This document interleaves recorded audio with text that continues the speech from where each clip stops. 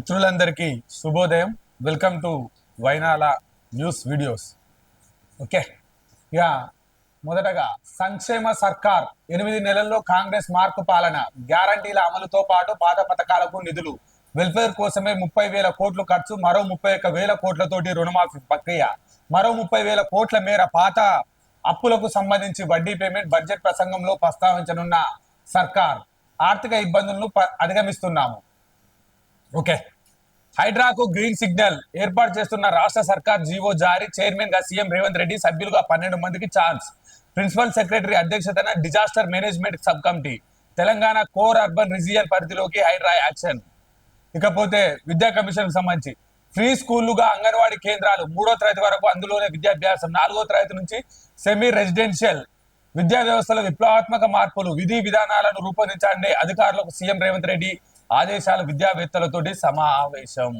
ఏదైతే 8 నెలల కాలంలో కాంగ్రెస్ పార్టీ ప్రజాపాలనలో ప్రజల కోసం ఒక మార్కు పాలనను అందించిందని, దానికి సంబంధించి ఇప్పటి వరకే 30,000 కోట్ల రూపాయలు సంక్షేమ రంగం మీద ఖర్చు పెట్టామని, అదేవిధంగా ఈ బడ్జెట్లోనే ఇప్పుడు ఈ 15 నుంచి 20 రోజుల కాలంలో మరో 31,000 కోట్ల రూపాయలు రైతుల ఖాతాలో వేసి వారిని రుణం నుంచి విముక్తి చేస్తున్నామని, మరో 30,000 కోట్ల రూపాయలను ఏదైతే గత ప్రభుత్వం చేసిన విధ్వంసానికి సంబంధించి, గత ప్రభుత్వం చేసిన అప్పులకు సంబంధించి వాటికి సంబంధించిన వడ్డీలు కిస్తీలు కడుతున్నామని, దాదాపుగా అక్షరాల 1,00,000 కోట్ల రూపాయలు తక్షణం ఈ 7-8 నెలల కాలంలోనే పూర్తి చేసి ప్రజలకు మార్కు, ఆ యొక్క ప్రజాపాలన యొక్క మార్కును అందుకుంటున్నామని, దాంతో పాటుగా ఏదైతే 10 సంవత్సరాల కాలం నుంచి విధ్వంసం జరిగి ఆర్థిక వ్యవస్థ చిన్నాభిన్నమైందో ఆ ఆర్థిక వ్యవస్థకు సంబంధించి పూర్తి స్థాయిలో ఆర్థిక వ్యవస్థను,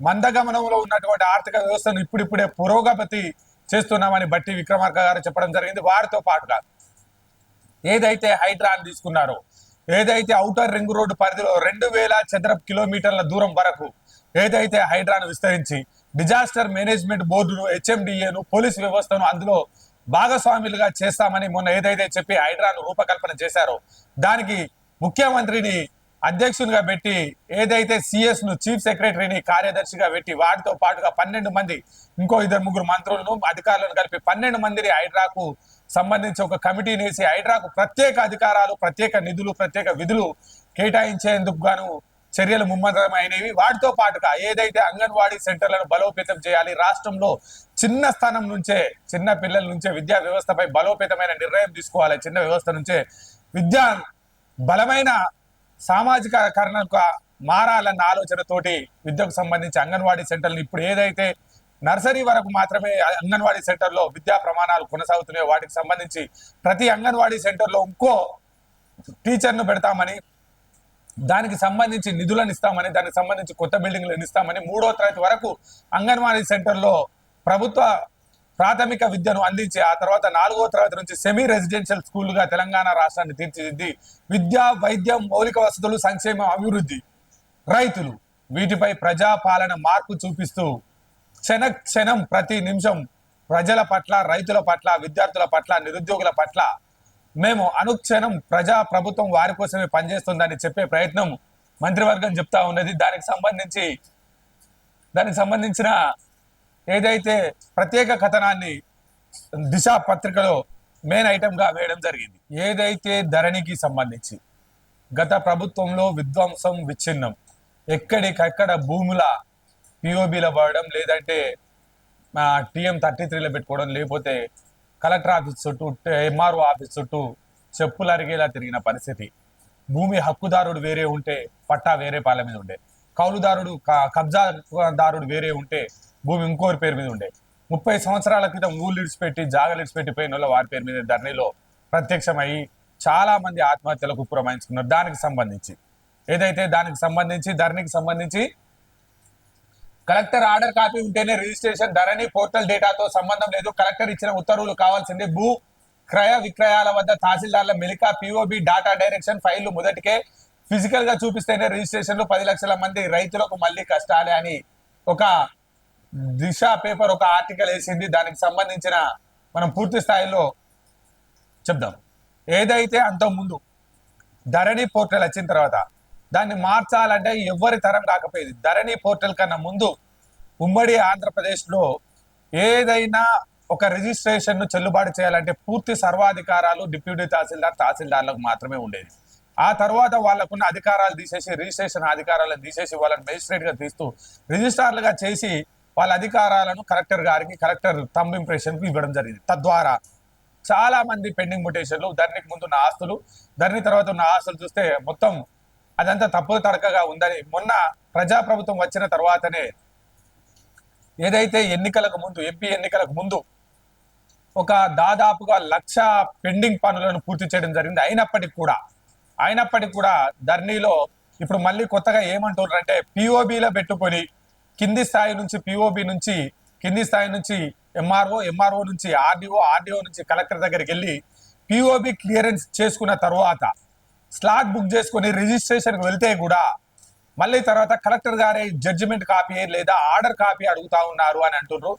ప్రభుత్వానికి చిన్న సూచన, చిన్న మనవి, గత ప్రభుత్వంలో పిఓబి కూడా తీయకపోయేది. పిఓబిలో ఉంటే ఇంకా అంతే, ఎవరైతే భూమి పేరు మీద ఉన్నదో వాళ్ళు వచ్చి థంబ్ ఇంప్రెషన్ పెడితేనే పిఓబిలోకి వెళ్ళి తీసే ప్రశ్న ఉండేది, లేకపోతే పిఓబిలో పెట్టనీకి అవకాశం ఉండేది. సరే, అది కొంతవరకు వెసులుబాటు వచ్చినప్పటికీ కూడా మళ్ళీ కలెక్టర్ యొక్క ఆర్డర్ కాపీని అడుగుతా ఉన్నారు అంటున్నారు. కలెక్టర్ గారి ఆర్డర్ కాపీని అడగకుండా ఏదైతే పిఓబి నుంచి మనం తీసేసిన వెంటనే స్లాట్ బుకింగ్ అయిందంటే ఆ రైతుకు సంబంధించి రైతు బుకింగ్ చేసుకోనికి, రిజిస్ట్రేషన్ చేసుకోనికి అవకాశాలు కల్పించాలని, అట్లా కల్పించకపోతే 10 లక్షల మంది ఇబ్బంది పడతారని దిశ పేపర్ ఇవ్వడం జరిగింది. దీనికి సంబంధించి ఈ ఆగస్టు 15 వరకు ఏదైతే TM33లో కానీ పిఓబిలో ఉన్న వాటికి సంబంధించిన కానీ పెండింగ్ మోటివేషన్లకు సంబంధించిన వాటికి కానీ ప్రభుత్వం మొన్న స్పష్టంగా ఒక ఉత్తర్వులు ఇవ్వడం జరిగింది. అందరినీ అప్లై చేసుకోమనేది వీలైనంత త్వరగా కలెక్టర్ స్థాయిలో కాకుండా ఎంఆర్ఓ స్థాయిలోనే పూర్తి స్థాయిలో చర్యలు తీసుకుంటామని చెప్పడం జరిగింది. బహుశా దిశ పేపర్ కు ఆ న్యూస్ ఇంకా అందనట్టున్నది. ఆగం చేసిన మైక్రోసాఫ్ట్, విండోస్ సాంకేతిక సమస్య, క్రాష్ అయిన లక్షలాది కంప్యూటర్లు, బ్లూ కలర్ లోకి మారిపోయిన డెస్క్ టాప్, ల్యాప్టాప్ స్క్రీన్లు, ఇండియా, అమెరికా, ఆస్ట్రేలియా సహా అనేక దేశాల్లో ఇబ్బందులు, ఆగిన విమానాలు, బ్యాంకింగ్ సేవలు, టీవీ ఛానళ్ల ప్రసారాలు, సూపర్ మార్కెట్లు, స్టాక్ ఎక్స్చేంజ్ల పైన భారీగా ఎఫెక్ట్, శంషాబాద్ ఎయిర్పోర్ట్ లో 35 విమానాలు రద్దు. మైక్రోసాఫ్ట్ లో కొత్తగా తెచ్చిన అప్డేట్ తోనే సమస్య మొదలైంది, సమస్యను పరిష్కరిస్తామన్న యాజమాన్యం, యూజర్లకు క్షమాపణలు.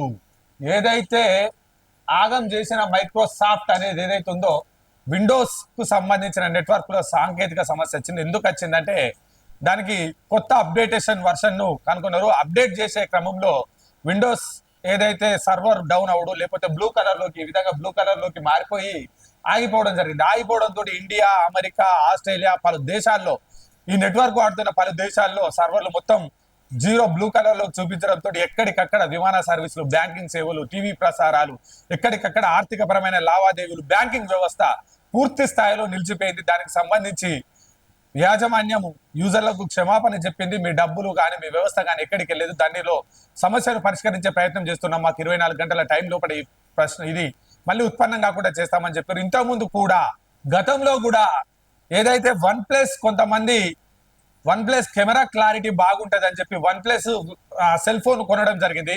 కానీ OnePlus లో కూడా సేమ్ ఇటువంటి సమస్య వచ్చింది. అప్డేట్ వర్షన్ వచ్చింది. అప్డేట్ చేయడం తోటే ఆ స్క్రీన్ మీద నిలువు గీతలు ఇలా రావడం జరిగింది. కానీ ఇప్పటి వరకు కూడా OnePlus లో సమస్య తీరలేదు. ఎవరైతే OnePlus కొన్న సోదరులు ఉన్నారో అప్డేట్ చేయడమే బంద్ చేసారు. సేమ్ అదే సమస్యగా కాకుండా ఫోన్ కంటే ఏం ప్రాబ్లం లేదు, ఇంకో ఫోన్ కొనుక్కోవచ్చు. కానీ మైక్రోసాఫ్ట్ లో వచ్చిన సాంకేతిక సమస్య వలన చాలా మంది తలరాత్రులు తలకిందులు అయ్యేది అవకాశం ఉంది. కాబట్టి ప్రభుత్వాలు వీటికి సంబంధించిన మైక్రోసాఫ్ట్ యాజమాన్యం కొత్తగా తెచ్చిన అప్డేట్ సమస్యను పరిష్కరించాలని చెప్పి కోరుతా ఉన్నారు. గ్రూప్ 2 అభ్యర్థులు, మాకు సరైన సమయం సరిపోవడం లేదు, మేము ప్రిపరేషన్ ఇంకా పూర్తి స్థాయిలో కాలేదు, మీరేసిన గ్రూప్ 2 నియామకాలకు సంబంధించి ఇంకిన్ని ఖాళీలు ఉన్నాయి, ఆ ఖాళీలను పూర్తి చేయండి. ఇది మా నిరసన, ఇది మా ఆవేదన, ఇది ప్రభుత్వానికి మేము విన్నవించుకుంటున్నాం. గత ప్రభుత్వాలు మమ్మల్ని పట్టించుకోలేదు, మీ దృష్టికి తీసుకొస్తున్నాం అని గ్రూప్ 2 విద్యార్థులు ఎవరైతే ప్రభుత్వం దృష్టికి తీసుకురావడం జరిగిందో దానికి సంబంధించి నిన్న కాంగ్రెస్ పార్టీకి సంబంధించిన ప్రజాప్రతినిధులు ఎవరైతే మల్లు రవి, లేదంటే బలరాం నాయక్, అనిల్ యాదవ్, ఇంకా ప్రభుత్వ పెద్దలు ఎవరైతే ఉన్నారో వారందరి దృష్టికి గ్రూప్ 2 విద్యార్థులను సెక్రటేరియట్ లో వారితో కూర్చొని మాట్లాడి గ్రూప్ 2 కు సంబంధించి ఒక నిర్దిష్టమైన ప్రకటన చేయడం జరిగింది. దానికి సంబంధించి వీరంతా కలిసి ఉప ముఖ్యమంత్రి వర్యులు బట్టి విక్రమార్క గారిని కలిసి వీరి సమస్యను చెప్పడంతో అర్థం చేసుకున్న ప్రభుత్వం ఇది ప్రజా ప్రభుత్వం, ప్రజల కోసం, నిరుద్యోగుల కోసం, రైతుల కోసం పనిచేస్తుంది అని చెప్పి వాళ్ళని సెక్రటరీలో కూకుండబెట్టి నిన్ననైతే తాత్కాలిక రద్దు ప్రకటనను ఉప ముఖ్యమంత్రి గారు సూచనాప్రాయంగా చేయడం జరిగింది. దానికి సంబంధించి గ్రూప్ 2 వాయిదా అభ్యర్థుల విజ్ఞప్తులతో సర్కార్ నిర్ణయం. డిసెంబర్లో ఎగ్జామ్, త్వరలో కొత్త తేదీలు. టీజీపీఎస్సీ, సిడిపిఓ, ఈఓ పరీక్షలు రద్దు. గ్రూప్ 2 ఎగ్జామ్ ప్రభుత్వం వాయిదా వేసింది. అభ్యర్థుల నుంచి విజ్ఞప్తులు రావడంతో ఈ నిర్ణయం తీసుకుంది. ఆగస్టు 7, 8 తేదీల్లో గ్రూప్ 2 నిర్వహించాల్సి ఉండగా త్వరలోనే కొత్త తేదీలను ప్రకటిస్తామని రాష్ట్రంలో 783 పోస్టులకు డిసెంబర్ 29, 2022 నాడు నోటిఫికేషన్ చేయగా 5,51,943 అభ్యర్థులు దరఖాస్తు చేసుకున్నారు. 29, 30 తేదీల్లో పరీక్ష నిర్వహిస్తామని అప్పట్లో ప్రకటించిర్రు. కానీ ఏదైతే విజ్ఞప్తులు రావడం తోటి తెలంగాణ పబ్లిక్ సర్వీస్ కమిషన్ శుక్రవారం నాడు త్వరలోనే కొత్త తేదీలు ప్రకటిస్తామని 783 గ్రూప్ 2 పోస్టులకు సంబంధించి ఆగస్టులో కాకుండా డిసెంబర్లో నిర్వహించాలని టీజీపీఎస్సీ కూడా తెలపడం జరిగింది. తద్వారా ఏదైతే నిరుద్యోగులు ఉన్నారో ఇంకా పూర్తి స్థాయిలో ప్రిపేర్ అయ్యి వారు గ్రూప్ 2 ఎగ్జామ్ కు అటెండ్ కావాలని 6 లక్షల మంది దాదాపు అప్లై చేసుకున్నారు. వారందరికీ బెస్ట్ ఆఫ్ లక్ తెలుపుతూ ఇకపోతే నిన్న జరిగిన మంత్రుల పర్యటన at the rate of Karimnagar జిల్లా కరీంనగర్ ఉమ్మడి జిల్లాకు సంబంధించి, పెద్దపల్లి జిల్లాకు సంబంధించి నిన్న అభివృద్ధి ఫలాలు, సంక్షేమ జాతరలు, రైతు భరోసా మీటింగ్లు, మంత్రుల పర్యటనలు, కోలాహలాలు, ఓ పక్క పాలాభిషేకాలు వెరసి పెద్దపల్లి జిల్లా వ్యాప్తంగా సందడి కార్యక్రమాలు జరిగినాయి. దానికి సంబంధించి పెద్దపల్లి జిల్లాకు సంబంధించి పెదరాతుపల్లిలో 175 కోట్ల రూపాయలతోటి ఆయిల్ ఫామ్ కు సంబంధించిన ఫ్యాక్టరీని ప్రారంభోత్సవం చేసినారు మంత్రులు శ్రీధర్ బాబు గారు, తుమ్మల నాగేశ్వరరావు గారు, పొన్నం ప్రభాకర్ గారు, గడ్డం వంశీకృష్ణ గారు, అదే విధంగా ఎమ్మెల్సీ భానుప్రసాద్ గారు, ఆర్కర వేణుగోపాల్ గారు, ఎమ్మెల్యే రాజ్ ఠాకూర్ గారు, విజయ రమణారావు గారు, ఇలా కాంగ్రెస్ పార్టీకి సంబంధించి ప్రజా ప్రభుత్వానికి సంబంధించిన పెద్దలందరూ పాల్గొన్నారు. దీనికి సంబంధించి ఆయిల్ ఫామ్ ఫ్యాక్టరీకి సంబంధించి ఏదైతే ఆయిల్ ఫామ్ శుద్ధీకరణకు సంబంధించి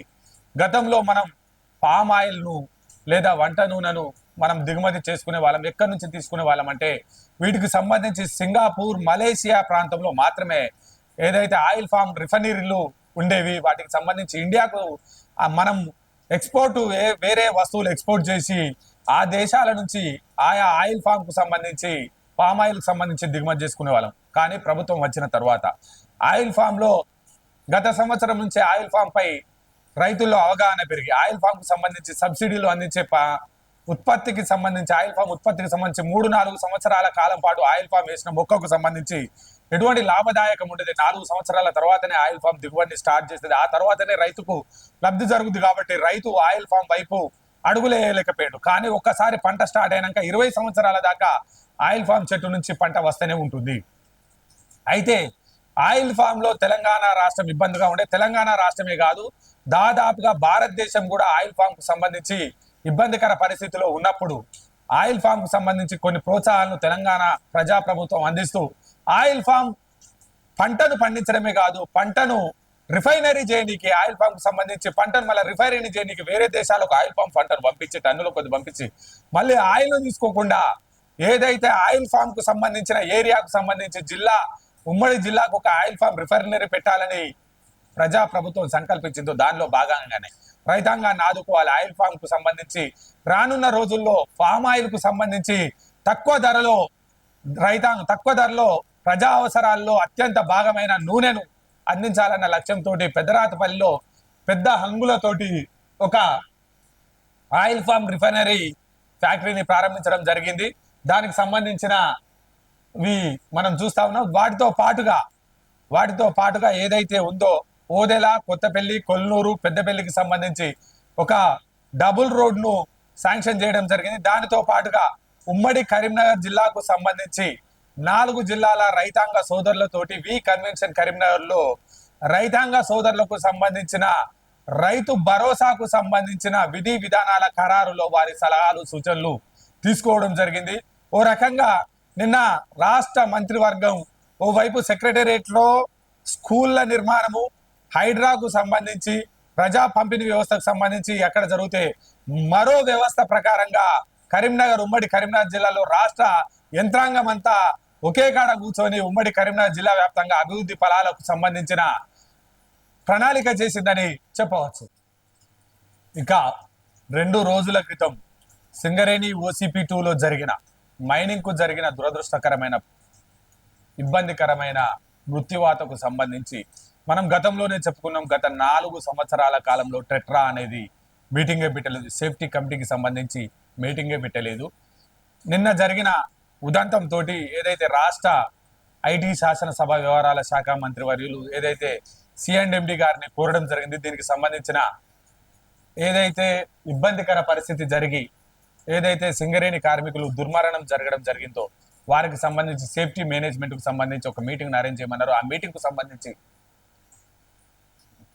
మీటింగ్ కు హాజరైన ఆఫీసర్లు, కార్మిక సంఘ నేతలు సింగరేణిని ప్రమాదరహిత సంస్థగా మార్చాలి, గనుల్లో భద్రత పెంపు కోసం పటిష్టమైన చర్యలు, సింగరేణి కార్మిక సంఘాల సూచనలను పరిగణలోకి తీసుకుంటాం. సింగరేణి క్వార్టర్లీ సేఫ్టీ మీటింగ్ లో సిఎండ్ఎండి బలరాం నాయక్ రక్షణ లేని పని ప్రదేశాల్లో డ్యూటీ చేయాలని యాజమాన్యం ముద్దడి చేయబోదని, ప్రతి కార్మికుడు స్వీయ రక్షణే ముఖ్యమని గ్రహించాలని సింగరేణి సిఎండి బలరాం నాయక్ చెప్పారు.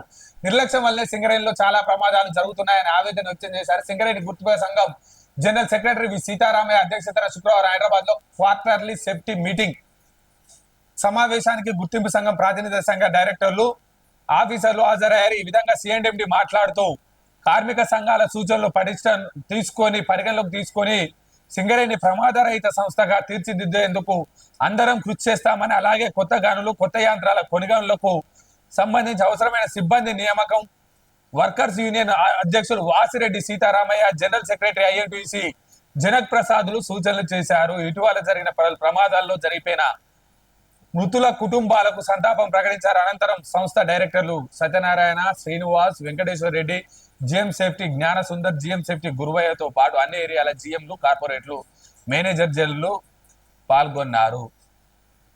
సింగరేణికి సంస్థకు సంబంధించి ఏదైతే గోదావరి నది పరివాహక ప్రాంతంలో ఉన్నటువంటి సింగరేణి సంస్థ వాళ్ళు చీకట్లకు మగ్గుతూ, సింగరేణి కార్మికులు చీకట్లోకి మగ్గుతూ ఈ రాష్ట్ర ప్రయోజనాల కోసం, జాతీయ ప్రయోజనాల కోసం ఈ వెలుతురు ప్రసాదించే ఒక చిరు దివ్వెలు వాళ్ళు. నిన్ననే బార్డర్లో సైనికులెంతో సింగరేణి కార్మికులు అంతా అని చెప్పి మంతనీకి సంబంధించిన యువ నాయకులు సీన్ బాబు గారు, అదేవిధంగా మక్కాన్ సింగ్ రాజ్ ఠాకూర్ గారు చెప్పడం జరిగింది. సింగరేణిలో సేఫ్టీకి సంబంధించి అత్యాధునిక టెక్నాలజీని వాడాలని, గతంలో ఆయన ఏదైతే టెట్రా మీటింగ్ ఏదైతే ఉందో, సేఫ్టీ మీటింగ్ ఏదైతే ఉందో మళ్ళీ పునఃప్రారంభించడం కొద్ది మేరకు ఆశాజనకంగా కనిపించినప్పటికీ ఇటువంటి పర్యావరణ పరిస్థితులు, ఇటువంటి ఇబ్బందికర పరిస్థితులు, ఇటువంటి సేఫ్టీ మేనేజ్మెంట్ కు సంబంధించి లోపాభుష్టమైన యంత్రాలకు సంబంధించి, లోపాభుష్టమైన సేఫ్టీకి సంబంధించి చర్యలు తీసుకోవాలని, ఆ మృతుల కుటుంబాలకు సింగరేణి అండగా ఉండాలని, సింగరేణి వారిని ఆదుకోవాలని, వారికి సంబంధించిన బెనిఫిట్స్ సంబంధించి వారికి ఎంత ఇచ్చినా వారి కుటుంబాలను ఓదార్చలేము కాబట్టి, ఏదైతే వారికి జరిగిన నష్టాన్ని పూడ్చలేము కాబట్టి వారికి ఒక కొత్త రకమైన ఆదాయ వనరునిచ్చి వారికి ఇబ్బందిని కొద్ది మేరకు తగ్గించాలని కోరడైనది. ఏదైతే మీడియా వల్లే డబుల్ ఇల్లు పంచలే మాజీ ఎమ్మెల్యే వినయ్ భాస్కర్, మీడియా కథనాల వల్లే హనంకొండ ఏషియన్ మాల్ పక్కన నిర్మించిన డబుల్ బెడ్రూమ్ ఇల్లు పంపిణీ చేయలేదు, నిర్మాణం పూర్తయ్యాక కొన్ని కిటికీలు, దర్వాజాలు, నల్లా పైపులు పగిలిన నేపథ్యంలో పేపర్లు, ఛానల్లో అసంపూర్తి వార్తలంటూ రావడంతో పంపిణీ ఆగింది. మరొకసారి కరోనా అడ్డుకొచ్చింది. మరొకసారి స్థానికులే ఇళ్లకు సంబంధించిన కరెంటు వైర్లు ఎత్తుకుపోయారని ఆరోపించారు. ఇక్కడ మనం ఆలోచన చేయాల్సింది ఒకటి ఉంది.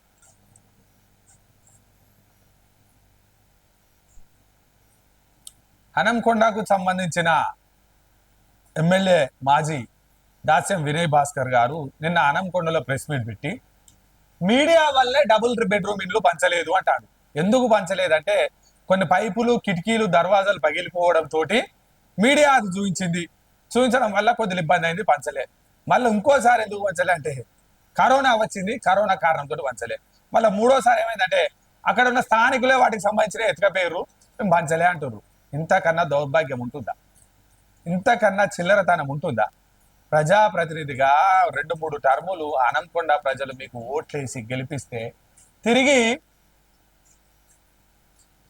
కొన్ని ఇండ్లకు కిటికీలు, దర్వాజాలు, నల్లా పైపులు పగిలిన నేపథ్యంలో పేపర్ ఛానళ్లు అసంపూర్తిగా పనులంటూ వార్తలు రావడం, కరోనా అడ్డు రాగా కరెంటు వైర్లు ఎత్తుకుపోయారని. ఇది బీఆర్ఎస్ పార్టీకి ఉన్న చిత్తశుద్ధి. ఇకనైనా మీరు ప్రజలతో మమేకం కండి. ప్రజలను తప్పుదోవ పట్టించి ప్రజలను దొంగ అని అనకండి. ప్రజలను తప్పుగా మాట్లాడే పద్ధతిని బీఆర్ఎస్ నాయకులు మానుకోవాలి. ప్రజా వ్యవస్థలో మీకు అధికారాన్ని ఇచ్చి, మీకు బెత్తాన్ని ఇచ్చి, మిమ్మల్ని రాజసం సీట్లో కూర్చుండబెట్టిన ప్రజలను మీరు చిన్న చూపుగా చులకనగా మాట్లాడద్దని మరొక వైనాల రాజు న్యూస్ ఛానల్ ద్వారా చెప్పడం జరుగుతా ఉంది. బిహారం పంచాయతీ మంచిరాల వరంగల్ హైవే 163 భూసేకరణ స్పీడప్. వరంగల్ మంచిరాల హైవేకు సంబంధించి 163 నిర్మాణంతో భూములు కోల్పోతున్న రైతులు పరిహారం విషయంలో ఆందోళన వ్యక్తం చేస్తున్నారు. ఎకరానికి 5 నుంచి 8 లక్షలే చెల్లిస్తున్న ప్రభుత్వం మార్కెట్ రేటు 30 నుంచి 40 లక్షల పై మాటే ధరల ప్రకారం చెల్లించాలంటున్న రైతులు, లేదంటే భూమికి భూమి ఇవ్వాలని డిమాండ్. 20 గుంటలకు 4.55 లక్షలే వచ్చింది. వేలాల గ్రామ శివార్లోని సర్వే నెంబర్ 555లో నాకు భూమి ఉంది. అందులో నుంచి హైవే కోసం 20 గుంటల భూమి తీసుకున్నారు. కేవలం 4.5 లక్షలు మాత్రమే పరిహారం చెందించారు. ఈ పైసలతో హైవే పక్కన గుంట జాగా కూడా వచ్చే పరిస్థితి లేదు. మార్కెట్ వాల్యూ కాకుండా వాస్తవ ధరల ప్రకారం నష్టపరిహారం చెల్లించాలి. ఏదైతే తెలంగాణలో ప్రజాప్రభుత్వం రాగానే మంచిర్యాల్, జైపూర్, శివారం, మంతని, మత్తారం, కేశనపల్లి, టేకుమట్ల, గర్మిన్లపల్లి, వరంగల్ దీనికి సంబంధించి ఒక హైవే కారిడార్ను NH 163 కారిడార్ను నిర్మాణం జరుగుతుంది. ఇందులో భాగంగానే మంతని నియోజకవర్గానికి లబ్ధిదాయకమైనటువంటి శివారం నుంచి మంతని వరకు ఒక బ్రిడ్జి నిర్మాణానికి గతంలో శ్రీధర్ బాబు గారు ప్రతిపాదనలు చేసి దానికి సంబంధించి పూర్తి విధి విధానాలతోటి రూపొందించి దానికి బ్రిడ్జ్ శాంక్షన్ కూడా చేయడం జరిగింది. తద్వారా మంత్రి ప్రజలకు కొద్దిమేర లాభం జరుగుతూ ఉంది. దానితో పాటుగా ఈ ప్రాంతానికి సంబంధించి NH 163కి సంబంధించి ఇది కాళేశ్వరానికి అనుసంధానం అవుతుంది. ఇటు ఒక్క పెద్దపల్లి జిల్లాకు కూడా అనుసంధానం జరిగే అవకాశం ఉంది. అయితే ఇందులో సంబంధించి ఏదైతే భూములు కోల్పోతున్నారో ఆ భూములు కోల్పోయే రైతాంగ సోదరులకు వాస్తవ వాల్యూ ప్రకారం కట్టాలని కోరుతా ఉన్నారు. వారి కోరికలో కూడా సమంజసం. ఎందుకంటే ఇప్పుడున్న పరిస్థితుల్లో కనీసం ఎకరాకు 20 లక్షల రూపాయలు కట్టాలన్న డిమాండ్ అందరి వ్యాప్తంగా ఉంది. దానికి సంబంధించి గౌరవ శ్రీధర్ బాబు గారు కూడా కేంద్ర ప్రభుత్వ పెద్దలకు కూడా లెటర్ రాయడం జరిగింది. రాష్ట్ర ప్రభుత్వం దృష్టికి కూడా తీసుకుపోవడం జరిగింది. దానిపై ఇంకా చర్యలు జరుగుతూ ఉన్నాయి. 20 గుంటల భూమికి 4.5 లక్షలు వచ్చిందంటే ఒక ఎకరాకు 10 నుంచి 12 లక్షల రూపాయలు మాత్రమే రాబోతున్నాయని వారు ఆందోళన చెందుతున్నారు. అలా కాకుండా ఒక ఎకరాకు 15 నుంచి 20 లక్షలు ఇవ్వాల్సిందిగా రైతులు కోరుతా ఉన్నారు. వారికి అత్యుత్తమైన, ఎందుకంటే జాతీయ ప్రయోజనాల దృష్ట్యా వారికి ఉన్న హైవే పక్కన ఉన్న పొలం, వారు హైవేకు సంబంధించి హైవేని ఆనుకొని ఉన్నటువంటి పొలాల మధ్యకి వెళ్ళి వెళ్తా ఉన్నందున వారు విలువైన భూమిని ఇస్తున్నందున వారికి మెరుగైన పరిహారాన్ని ఇవ్వవలసిందిగా వైనాల న్యూస్ వీడియోస్ ద్వారా ప్రభుత్వానికి మరొకమారి విజ్ఞప్తి చేస్తున్నాం. అందుకు కృషి చేస్తున్నటువంటి శ్రీధర్ బాబు గారికి మరొకసారి కృతజ్ఞతలు తెలుపుతా ఉన్నాం. లోకల్ న్యూస్ కు స్వాగతం. పెద్దపల్లి జిల్లా వ్యాప్తంగా మంత్రుల పర్యటన, అభివృద్ధి కార్యక్రమాల హాజరు, LOCల మంజూరు, పరామర్శలు, ప్రకటనలు, పర్యటనలు వెరసి ఐటీ శాసనసభ వ్యవహారాల శాఖ మంత్రులు శ్రీధర్ బాబు గారు అభివృద్ధికి at the rate of care of అభివృద్ధి ఫలాలు శ్రీధర్ బాబు గారు అన్న చందంగా పెద్దపల్లిలో పర్యటన సాగింది. వారికి సంబంధించిన పర్యటన ఆద్యాంతం పలు అభివృద్ధి కార్యక్రమాలు, రైతులతోటి సంభాషణలు, రైతు భరోసాపై మీటింగ్లు వెరసి ఈరోజు ఏదైతే జరుగుతుందో పెద్దపల్లి జిల్లా పెద్రాత్పల్లికి సంబంధించి ఆయిల్ ఫామ్ పంట సాగు దిశగా రైతులను ప్రోత్సహించాలి. జిల్లాలో ఆయిల్ ఫామ్ సాగు 10,000 ఎకరాలకు విస్తరించాలి. ఆయిల్ ఫామ్ సాగు ప్రయోజనాలపై ప్రజా ప్రతినిధులు విస్తృతంగా ప్రచారం చేయాలి.